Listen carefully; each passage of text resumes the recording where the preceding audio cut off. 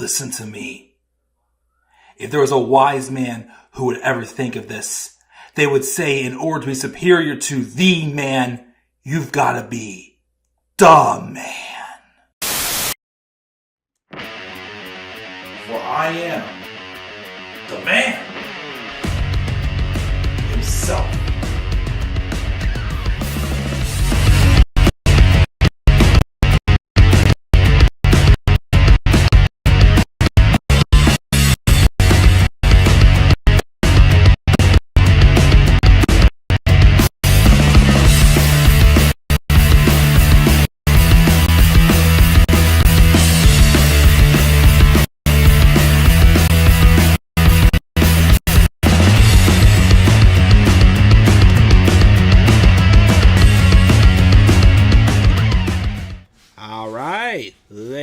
Gentlemen, boys and girls, how you guys all doing on this hot Sunday summer afternoon? Yes, it is very hot right now. As I'm recording this right now, I currently have my pool outside filling up. So while I wait for things to fill up, I thought I'd come down here and do this SmackDown review, which is rare anymore. That I'm doing SmackDown live, unless it was something very big, which honestly, there was something pretty big on this episode of SmackDown. Honestly, it definitely, I wouldn't say completely saved the show, but somewhat saved it, because there was a couple little weird, little things I'm kind of like, why are we doing this? Or why is it going this way or whatnot? That happened on the show. But yeah, so the main reason why I'm doing SmackDown live this weekend for my review, which I normally record SmackDown's reviews, is because, like I announced on Raw, this review of SmackDown is my 300th SmackDown review on this channel. So it's a milestone review. So I thought because of that milestone, I'm going to do this one live. And again, I had the day off today because I had no softball today because I have a bye week. And I also have an extra day off that I had to use for the quarter, so I'm taking that day off tomorrow. So because of that, I thought, you know what? Let's do SmackDown live. And I'm hoping also, because I did get to, I have all the match audio edited for my best and worst match series. So before I start, putting the graphics on them and dressing them up, I just take a quick breather again and record a couple of other little Let's Plays I'm going to try to do tonight and tomorrow as well, and hopefully get some stuff uploaded tomorrow as well. Of course, along with, I'm trying this week, my goal this week also is to get, besides of course my Night of Champions preview, which I'm wondering if that's going to be up in the air right now based off of the news we got last night of what's going on overseas. Don't want to get into that on here. I do wonder if WWE is going to consider changing the location for Night of Champions because of them going overseas. But we'll, of course, just have to wait and see what happens, and I'm sure we'll find out something soon. Sooner rather than later. If we are, of course, still keeping things as it is, or are things going to change based off of the safety, of course, of the superstars. I do feel like TKO and Triple H and Tony Khan, Triple H and Nick Khan will be considerate. A little more considerate than what Vince McMahon was before. But we'll have to wait and see. So hopefully I do start getting, stuff knuckled out. Like I said before, for those best and worst match series videos, I'm editing in a way where it's like I'm finishing a lot of them at once. Because I don't want it to be like I upload the first year, then it goes like 5 more months, so I upload the next year. No, I want to be able to get most of them uploaded at once. That way, you're not waiting too long for each year, pretty much. But that's for another day. But yes, to celebrate my 300 SmackDown review, we're going to do this one live. And this one took place this past Friday, June 20th, 2025, in Grand Rapids, Michigan. We're going to talk about everything that happened between the King of the Ring semifinals matches we had with Randy Orton and Sami Zayn, Asuka and Alexa Bliss. We also had Jacob Fatu and Sikoa having another face-to-face confrontation. We had the main event of John Cena versus R-Truth. or Ron Killings, whichever way they're going with him now. I don't know. Are they calling him Ron Killings? Is he still R-Truth? I don't know what they're doing, but we'll get into it. I will also say, after watching this episode, there was 3 pending turn alerts I had on my list. There was several pending names I have for possible turn alerts on my list. One of them I took off because I thought Pretty Deadly was leaning towards a face turn when they were a few months ago when they were they're doing something with DIY, but based off of how they kind of booked Kit Wilson as like a heel jobber on this show, because I guess Elton Prince apparently is out with an injury, I'm going to scratch that one for now. But I am going to do my official face turn later today for Alexa Bliss and Jacob Fatu. Could still be jumping the gun on them, but I will do those later today. Anyways,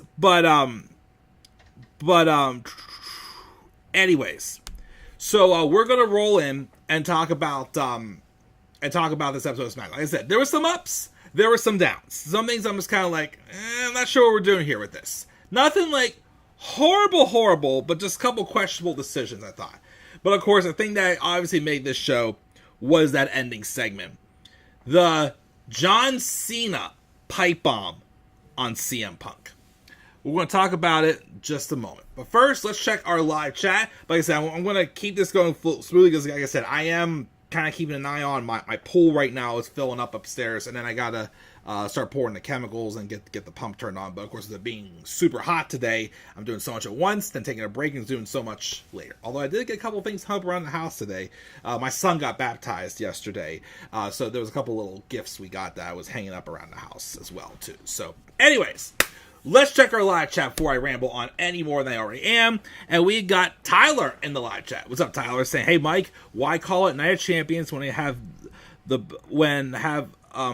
belts are not on the show? Yeah, again, and also, too, I personally would still call it King and Queen of the Ring because we're having the King and Queen of the Ring finals there. I guess it would work better if it was under, like, the old format where there was more matches, but yeah, since Triple H only has like 5 matches on the card now, there's really no point in calling it Night of Champions. So I do agree with that one, Tyler. And stop putting Nia in title matches. The never ending. We'll talk about that Tiffany Stratton and Nia Jax build. I'm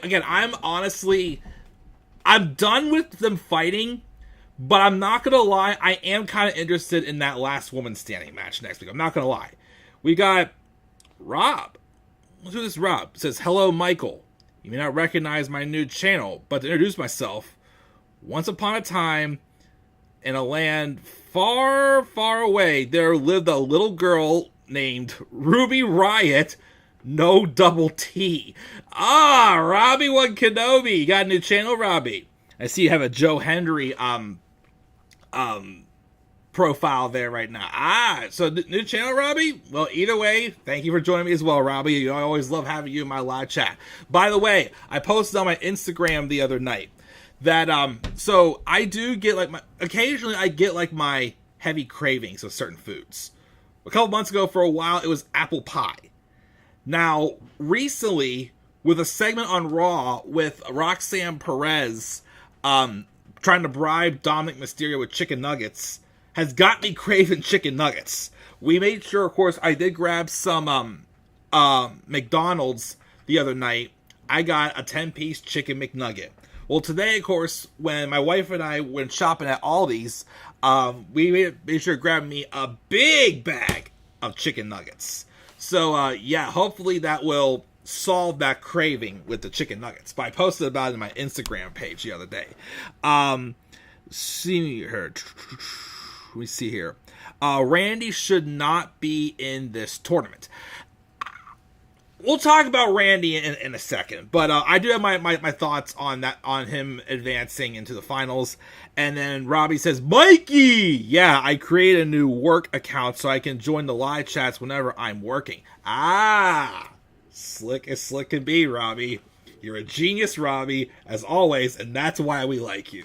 But yes, thank you guys again for joining me on this Sunday afternoon. Like I said, this is live. Again, normally anymore I do just one live stream because of how much time I have. But because I have an extra day off of work tomorrow, and because, again, this is a special occasion this week with the 300th Raw and my 300th SmackDown review, I thought I'll do them both live for the heck of it. Heck of how this week started with my one cat having to be hospitalized. I thought at first I wasn't going to be able to do it, but it worked out. My cat is home now, Moo. He is recovering. Obviously still, uncomfortable time, but still trying to get adjusting. He's on meds right now, but he'll be okay. But yes, we're going to roll in. We're going to talk about SmackDown, and we're going to go from there. So again, the show took place just a little bit north of me in Grand Rapids, Michigan. We opened up with everyone's favorite megastar, L.A. Knight. Yeah! So L.A. Knight is in this crossover feud with Raw and SmackDown with Seth Rollins. Honestly, it's a good feud for him, especially if they're trying to elevate him to the main event scene. I like it. I don't know, though, if they'll get it to SummerSlam, though, because I still think there's a good chance we're going to do Seth Rollins and Roman Reigns at SummerSlam. Or they can do Seth and Punk again. Who the heck knows? Those two are going to fight forever. I don't know where that direction's going. But if not, if they don't do either one of those, I'm totally cool with Seth Rollins and L.A. Knight. But anyways, L.A. Knight rewinds us back to Money in the Bank, where Seth and the rest of his crew happen to come down and screw him. So he screwed Braun Breaker and Bronson Reed out of their spots in the King of the Ring tournament. And there's only one way this ends, and that's with him, and he wants Seth Rollins to come out tonight. Well, Seth Rollins wasn't there, but the rest of his cronies were. So the first person who came out was Paul Heyman, who berates the crowd for booing Seth Rollins, and he mentions that LA Knight is right. Lot has gone down between him and Seth, and he's here tonight. CM Punk chants, of course, drown him out to the way, and LA Knight gets back on track, and Heyman says he's actually the biggest LA Knight fan. And he's been waiting a long time to say this, but yeah, the way he said it was very corny and goofy. I don't heck know. But anyways, he mentioned that there. So because of that, though, Seth has allowed Heyman to come here and say to LA Knight that this is time for him to get the hell out of Grand Rapids, because if he doesn't, something bad's gonna happen to him. He then tells LA Knight, have a nice evening, and basically get out. Well, LA Knight, I want to check something here really quick here, because it looks like it might be glitching a tad. I just want to make sure it really isn't. No, it looks like it's doing okay. So good. Okay, never mind. I'm sorry. I peeked back at the task manager, and it looked like it was glitching. When I checked for my phone, it seemed like we're doing okay. So if it's glitching, just let me know, guys. Anyways, so but LA Knight then it's like, yo, did you just threaten me? And he says he's heard him say he's a big fan before, but that's because he's a liar. You ain't nothing but a liar. Yes, I love that song by Jelly Roll. A swindler, a grifter, a schemer who leeches on any talent with a bit of hype and suck him dry before moving on to the next. He asked for Seth Rollins. He got Paul Heyman. So he wants to fight Paul Heyman tonight. So LA Knight's going to turn his back right now and take his stuff and let Heyman have the first shot. And he better make a good one, or he'll mollywop him all the way out of Grand Rapids. Yeah! Then Heyman goes to leave the ring, but he reminds him, he said, remember, I said something bad would happen to you. And that's not a prediction. It's a spoiler. So then out came Braun Breaker and Bronson Reed. They go to the ring to beat down LA Knight. But he was able to grab a chair and fend them off. And that's set up for a match later on in the night with LA Knight and Bronson Reed, which ended in a DQ whenever, just to skip ahead and take care of that while I'm here. Ended in a DQ when Braun Breaker attacked him with a spear. And then the two of them just viciously laid him out with spears and tsunamis, which felt good to hear Wade Barrett again go, Tsunami! And whatnot. So, I like that. Here's the only thing I'm going to mention I had a problem with. Where was Seth? Why is it... So, I mentioned before, I did a video recently where I feel like there's some storylines that are getting, like, a little bit repetitive and such. And, one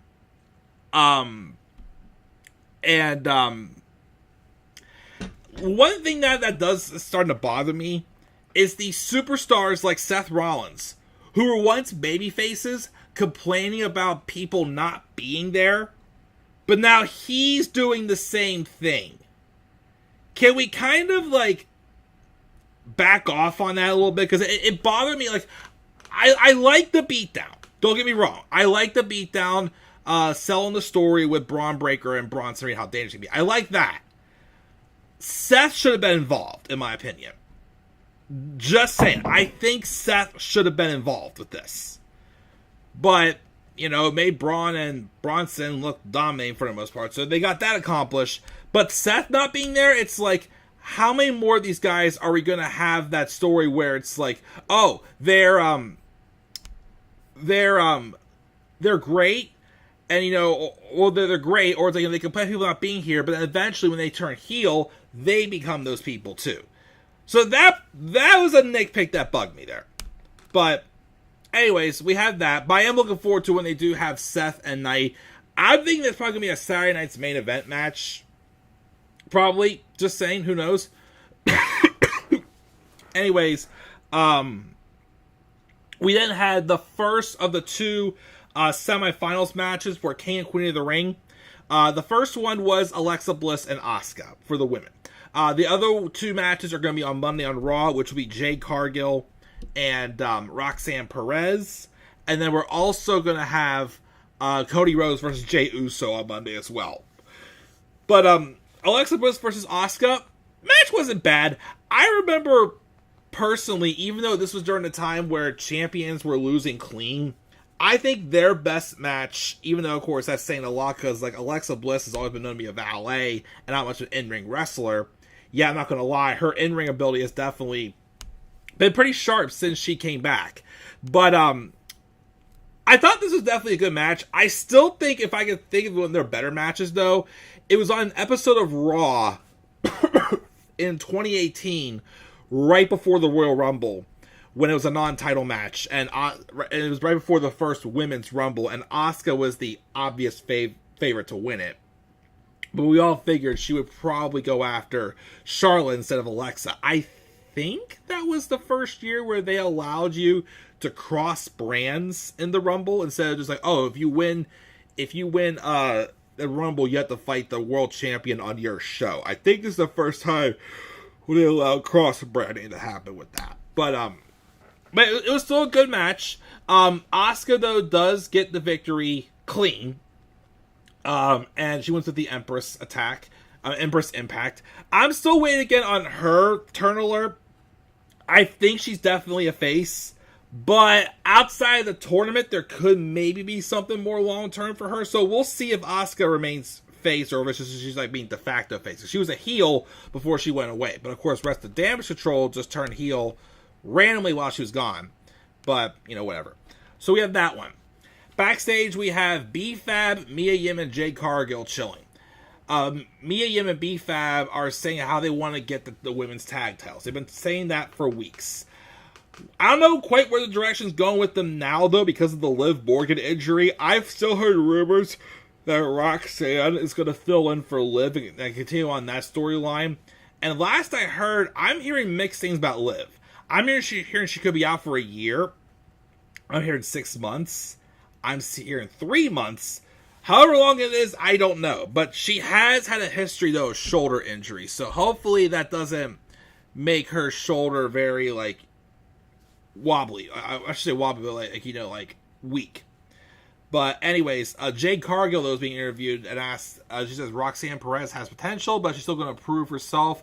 And this isn't a proving ground. It's a throne room, and she's ready for the crown. Then we have Alexa Bliss, who ran into Chelsea Green in the Secret Harvest.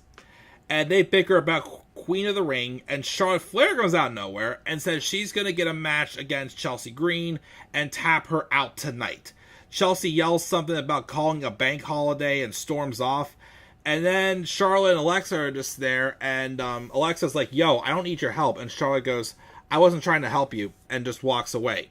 Still teasing, like, something going on between there. But later in the show, Charlotte Flair took on Chelsea Green. Strange, because Charlotte's not really turned face yet, but... So, I don't know, well, first off, Charlotte did beat Chelsea Green. Afterwards, Alexa came out and tried to help the Secret Harvest, to fend off the Secret Harvest, but Charlotte just, like, again, just brushed her off and walked away. I'm not quite sure where this is going. I mean, again, I like they're doing this to try to, like, get fans to ease off of Charlotte. Again, like, doing some sort of, like, a non-title feud for her is something she's been missing that they've needed to do to help the fans, like, not, like, have so much heat on her. But I don't know if this is because they need tag teams now that Liv Morgan's hurt. But for what went from, like, something that was helping Charlotte, get sympathy, now it's starting, what they booked on this week's episode, it felt like they were forcing Alexa and Charlotte to become a tag team immediately.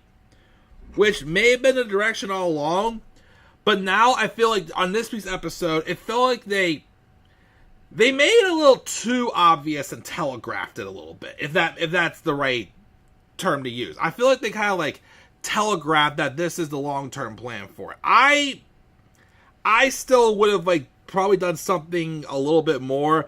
I don't think you had to really have it lead to the tag titles, but I don't know.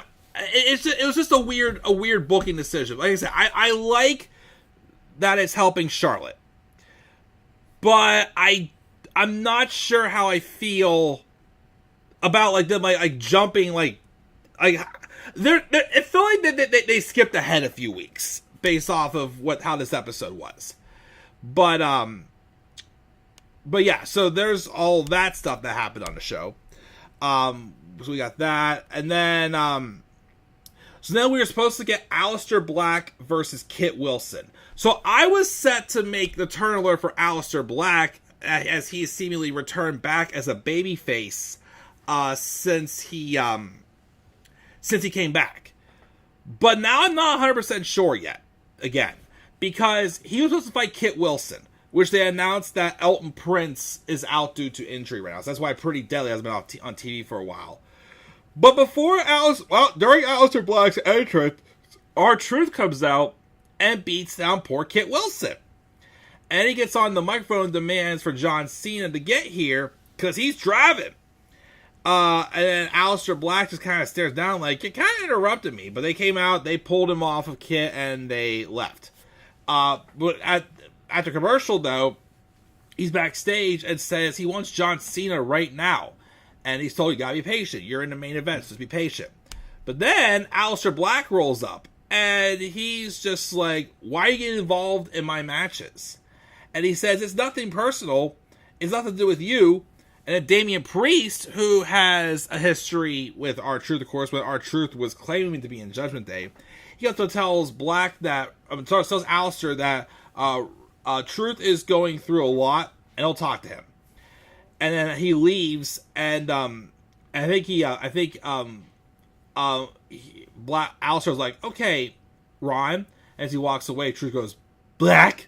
So obviously, I don't know if they're teasing like a feud there, or if they're still showing that, because like Aleister Black, it started with LA Knight. Then now it's with Truth. So I'm not sure entirely. I'm not 100% sure which direction they're going with Aleister Black. Because I thought he was a face when he feuded with Miz and Carmelo Hayes. He seemed to have moved on from that, but now it's like, again, he's kind of poking the bear with some baby faces. So him, I'm going to wait on a second. But anyway, so we have that. Damian Priest tells him he's frustrated, but he can't just go around beating everyone up.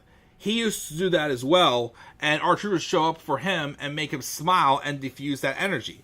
So he wants Ron to handle his business with Cena, and then they'll go downtown and celebrate.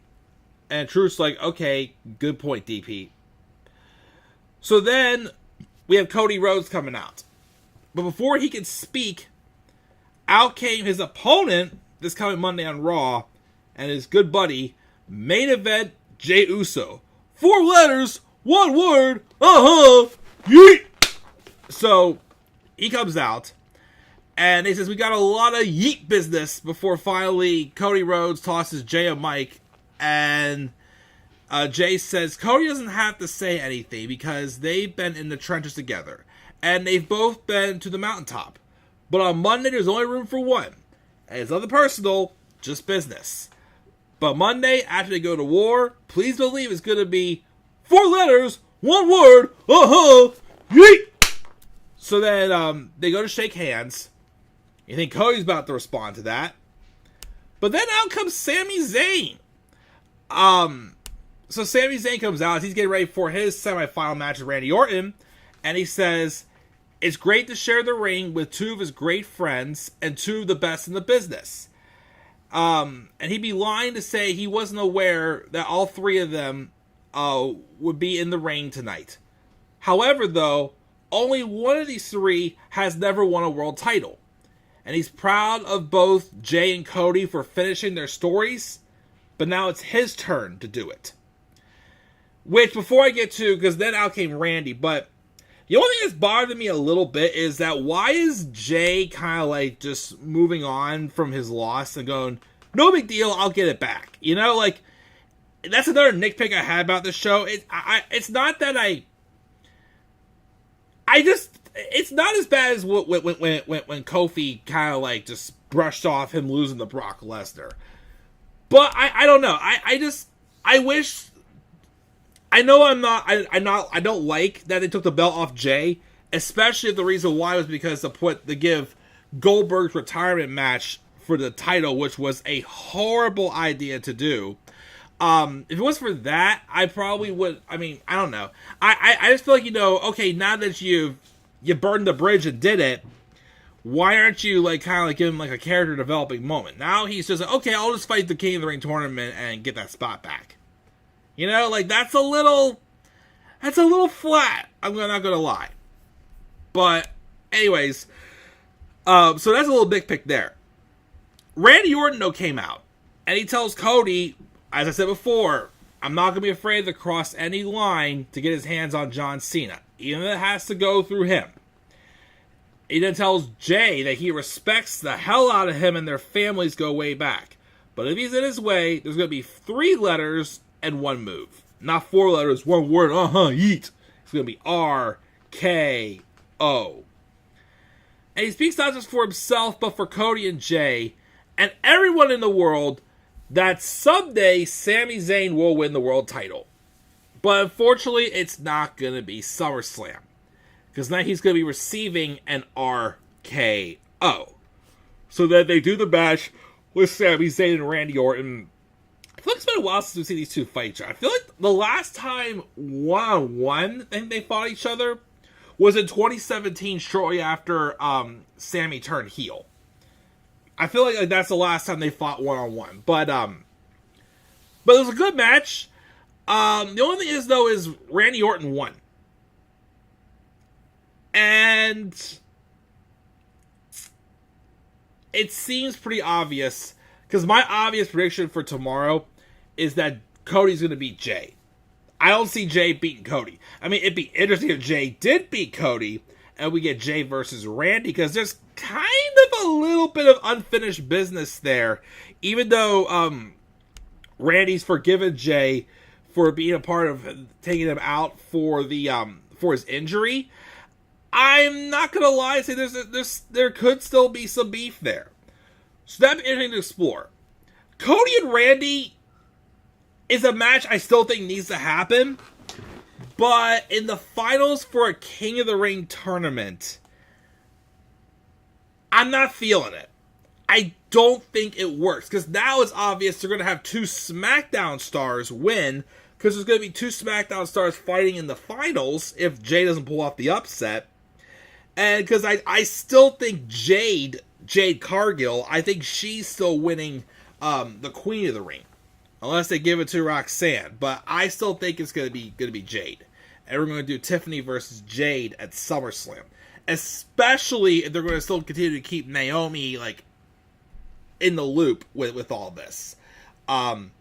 So yeah, I wasn't settled on having Randy win that match. I would have rather had it be Sami. But Randy does win. He countered an RKO when Sami went to charge for a haluva kick. Where Sami goes next, though, I don't know. I have this small inkling that they may turn Sami heel, but I don't think they should. I still think the long-term plan is for him to win the Rumble and him to fight at WrestleMania. And it's probably going to be Seth Rollins for the world title. But how they get there, we'll have to wait and see. So we have that. Then we have Nia Jax coming out, saying it's crazy that Tiffany Stratton was the one who approached her to be under her wing after she won Queen of the Ring last year. And then she won Money in the Bank. And she exactly knew what she could do for her, and now she's thriving. But what kind of thanks does she get? Was Tiffany betraying her and taking her title. So out comes Tiffy and says Nia is like a toxic ex that just she can't get away from, making excuse after excuse. But what she's got to admit is that Stratton is just better than her. Nia says, if you're so much better than me, why can't you get a rematch without using a steel chair in my face? Which I guess is why they're still fighting, because the last time they fought, Tiffany won by using a steel chair. Tiffy says it's her lucky day because she got a match between them next week, which is going to be a last woman standing match. Okay? Nia, though, does take advantage and just jumps her and beats her down. Naomi teased another cash in, but Nia stopped her. It's like, you ain't the one taking the belt off of her. I'm the one doing that. So that's one of 3 title matches we're getting on SmackDown this coming week. We're gonna have the last one standing match, which, not gonna lie, especially the first match, 1-on-1, I did think Nia and Tiffany actually worked well, pretty good. So I am, even though, again, I'm kind of sick of this feud, it's gone on for too long, this is probably the conclusion, I am kind of interested to see how that last woman standing match goes next Friday. That could be really good. Apparently Zelina Vega is defending the women's U.S. title against Julia. And then we are going to get also the Street Profits defending their tag titles against 2 members of the Wyatt Six. So, pretty stacked couple matches. But like I said, surprisingly, even though I'm sick of the feud, I actually am interested in seeing that last woman standing match next week. So we'll see how that goes. Nia gets a beatdown again before Naomi tries to cash in, blah, blah, blah, all this and that. Already talking about Chelsea Green and Charlotte Flair. Okay, this was good. So, after the Chelsea and Charlotte match, backstage, we have, I bumped the button, went too far up, come on. We have JC Mateo and Sol Sikoa backstage. JC's taping up his wrists, and Sol's like, yo, what you doing? And JC says he's going to take care of Jacob Fatu. But Sol insisted, no, I'm going to go talk to him and smooth things over. However, though, be ready just in case. So Solo goes out and says he's waiting for Jacob with open arms. He feels terrible about what happened and what he said recently, and he asks him to come out here so they can clear this up. Which then brings out the Samoan werewolf, the United States champion, Jacob Fatu. Sol says he didn't come out here to fight, and he tells Jacob he loves him. And he always loved him, and as tribal chief, he learned how to love and take care of your family. And that's what he's trying to do. Families fight, but they forgive, and they move on. So he wants to do that right here, right now. Nobody saw Jacob's potential, or even wanted him here, except Solo, which is why he brought him here. Put food on his family's plates. He did it out of love. And he doesn't have anyone else. Just Jacob. Not just that, he's all Solo needs. He wants him to come back to the family, even if he doesn't say the 4 words. He'll say them for him. he then tells Jacob that he loves him. But Jacob says, I see things. The way you see things is that Solo has been using him to get power, fight his battles, so he could remain tribal chief. He brought him in for Solo's sake, for his fame and gold. And is that what this is all about? Fame and gold, tribal chief, power? And then, of course, Solo wasn't taking it seriously, but he's like, yo, look at me when I'm talking to you. You know what I mean? So he says, ever since he's won this U.S. title, Solo has been looking at him differently. And maybe the problem is the title, and it's not Jacob. So Jacob lays out the title and says, what do you think? And then he tells Solo, I want you to fight me for it. And if he thinks about doing it, he will meet him at Night of Champions. Solo then goes to attack with a Samoan spike, but Jacob blocks it. And then Solo, though, gets a headbutt in on him. And then JC Mateo comes out to save him. And then they beat down on the Samoan werewolf until Jimmy Uso comes out and makes the save. He was able to fight them off. And then Jacob appears to look at Jimmy. He's like confused as to why Jimmy would help it, which I kind of agree there. But yeah, they're going to set. That's a match at Night of Champions, U.S. title with Solo Sikoa and Jacob Fatu. Kind of thinking Solo's going to win that, because I gotta be honest again. Even though he flubbed in the Tribal Chief storyline, Solo really, when he's been given the microphone, has done some really good character work since WrestleMania 40. It's just, I feel like he has to start backing it up more in the ring. And I don't know if, we're going to, when Tama Tonga and Tonga Loa come back, if they're going to be siding with him or with Jacob or Solo. But to find out there, heck, we could. Jay was in the building. Why didn't we have Jay come out and help him with his brother or get some interaction? But we'll see where it goes. But I am interested in that. I do think, though, they should consider putting the U.S. title, though, on Solo to really further on the storyline and make Solo dangerous again, as he should have been. I just think the problem with Solo's run last year was the fact that they did bring in Jacob, and they were afraid from the get-go that Jacob was going to be more than Solo. And unfortunately, they were right. But, of course, that has transitioned Jacob into the babyface he is now. So, I am going to make that turn alert official as well for Jacob's and Alexa's face turns. I'm going to make those official. I already talked about Bronson Reed and LA Knight. Immediately after that match, though, they got into John Cena and R-Truth. Match wasn't that long. Cena tried to leave with the title. Truth's like, yo, get back here. They start to fight, but then Cena attacks with the belt, and it ends. But just like 14 years ago, after the match, CM Punk came out. But this time, instead of CM Punk putting John Cena through a table, Cena put Punk through the table. And then he goes to grab the microphone. And as soon as he sat on top of that turnbuckle, and the way that angle was shot with Punk laying there on the table, you knew what was coming. So, he starts quoting the pipe bomb, telling Punk, as he lays there in the most uncomfortable position, he hopes he can listen and digest. Because he leaves in 6 months with the world title, and he's got a lot of stuff to get off his chest. He doesn't hate Punk. He doesn't even dislike him. He likes him more than anyone else he's ever shared a locker room with. But he doesn't like this idea that Punk claims to be the best in the world, because John Cena is the greatest of all time. And Punk is better than him at one thing: being a bullshitter. Yeah, instead of kissing Vince McMahon's ass, this time they said being a bullshitter. Oh no, John Cena just dropped the curse word in front of kiddos. And he also says the show is off the rails. And he waves and breaks the fourth wall. He admits, though, that he's jealous of Punk.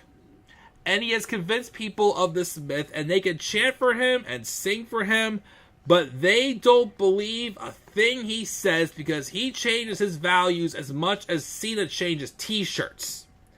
And he says Punk is just a loudmouth opportunist who steps on the necks of people who are working just as hard. He then gives shout-outs to Claudio Castagnoli, Nick Nemeth, and Matt Cardona. I am very surprised he didn't go as far as mentioning like Hangman Adam Page or the Elite or Jack Perry. Oh gosh, that would have been another level. Like, okay, those three were fine, but that would have been even more at home if they would have gotten that far with it. But anyways, he says, who gave him the stage back then?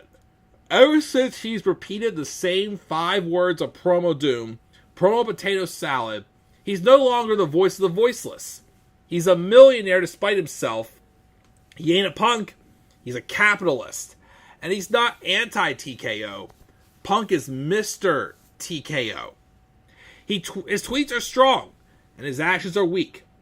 And Night of Champions, he's going to face some loud music when John Cena proves that he's always been the greatest of all time. And of course, the crowd is starting to get a little more into Cena with this. And Cena says they know, and that Punk was the best in the world 14 years ago for 7 minutes. Referring to, again, how long that was the pipe bomb, which 14 years, my goodness. And after Night of Champions, if Punk's so delusional enough to think he's the best in the world, well, it's a smaller world after all. He thanks Grand Rapids and says the mood is starting to change, and now Aja Parada hits the ring to check on Punk, but he says he's not doing any more damage. Punk has to rest up for their match next week. Best of the world against greatest of all time, the most coveted prize in sports entertainment, the undisputed WWE title. They'll sing and they'll chant, but they'll see the truth, and the truth is the champ is here. He tells USA to keep the extra 2.5 minutes because he doesn't need a bomb to, and then he gets censored and says, this mother effing building. So I don't know, I'm not sure what he was referring to that, but he got censored. He then thanks Punk for letting him rip off his promo. To expose him, and he does a mic drop and stands tall over Punk on the barricade. Yeah, so that was John Cena's version of the pipe bomb. Personally, I like what they did because they did like have some callbacks to Punk's on there, but they also they didn't completely like carbon copy Punk's and just like replace John Cena in there. Like, this was John Cena taking somewhat of a blueprint from it, but also adding his spice onto it. Not just his words, but his spice in there as well. Which you wonder now how Punk's going to reply back to this coming week on Raw. If he is there, of course. But yeah, that's how the show ended. That is that's my review of my 300th episode of SmackDown I reviewed. I gave the show a B. Like I said, I had some nitpicks I picked out in there as well, but it was still, it still did well. I just feel like it could have, some things I'm just like, I'm not sure if this is the right way to go with it or not. But nothing atrocious, but still. Without that pipe bomb, probably a C plus, B minus, but yeah, that B definitely, that pipe bomb promo got it back up to a B. Before I go anywhere, let's check the live chat one last time. Thank you to both of you guys, for Tyler and Robbie for joining me live. Robbie says, after seeing their interaction backstage, we'd like to see Ron Killings and Damian Priest, the tag team, eventually win a tag title on SmackDown prior to the end of Truth's final run. You could do that for sure since they have a history. I wouldn't be opposed to that. I would still love to see Truth still be the one to dethrone Cena, but I'm not going to bank on it still, but you never know. Jay should not have been in this tournament. AJ should have been in this, but he's not. Wait, was AJ in it? I thought he was in one of the Fatal 4-Ways. No, that's right. He wasn't. I forgot about that, but yeah. Give them tournaments to Asuka, not Jade. She is not ready to do. Don't Ryback her. They could do Asuka, which I wouldn't be opposed to it. Especially, of course, if they're going to be doing someone from SmackDown for the men to someone from Raw for the women. But what do I know? While I like the talent involved currently, I really want the whole Bloodline Civil War / Samoan Dynasty Civil War storyline to seriously end after whatever happens with Jacob, Solo, and Jimmy. Yeah. Again, it might be time to like back off on the whole, Samoan family storyline. Like, there's no doubt about it. A future WrestleMania main event match is going to be Jacob Fatu and Braun Breaker and a few others. But yeah, the whole, drama within the bloodline, kind of just wrap it up. Especially if we're not going to get Roman Reigns versus The Rock. Like I said, I am done, especially with how The Rock apparently mentioned, like, what went down with his involvement with the Cena heel turn. I'm like, you know what? I'm sorry. I'm back to the days where I'm like, I'm not going to believe Rock and Roman's going to happen unless I see it. So yeah, as of now, my mind space is we're never going to get Roman Reigns versus The Rock. But if we do, cool. But that's what I thought this whole Samoan family storyline was leading to. But if it doesn't, then yeah, like I said, we can just wrap that up. I agree. And congrats to us on getting the baby baptized. Thank you for that as well, Robbie. But yeah, I'm going to get off now. Like I said, I do have some videos I'm going to try to get recorded and uploaded. Video games, turn alerts, few of odds and ends maybe, evolution match card. I do also want to throw out a video stating my current level of if I'm interested in AEW All In or not next month. Spoiler, as of now, really not. Just to get kind of like my follow-up on my current thoughts on the AEW product. And yeah, just go from there. So thank you guys again to both Robbie and Tyler for joining me live again for my 300th SmackDown review. Again, no Raw or SmackDown review this week, as I will be doing my Night of Champions preview and predictions. Again, based off what's all going on right now, we'll see if they do go overseas or if they change the location. We'll have to wait and see, of course, for that. And we will, of course, go from there. So guys, as always, be sure you guys always leave your thoughts down in the comment section below about this episode of SmackDown. Slap a like on the video and subscribe for more content on my channel. Follow me on Twitter as well, The Club of the Man 93. You can also follow me on Instagram, The Club of the Man 1993. Until then, guys, I'm checking out. I'll catch y'all later. Have a great rest of your day, and do not forget, in order to be superior to the man, you've got to be the man. And for I am the man himself. And that is not just an opinion, my friends. That is a fact of life. Yeah!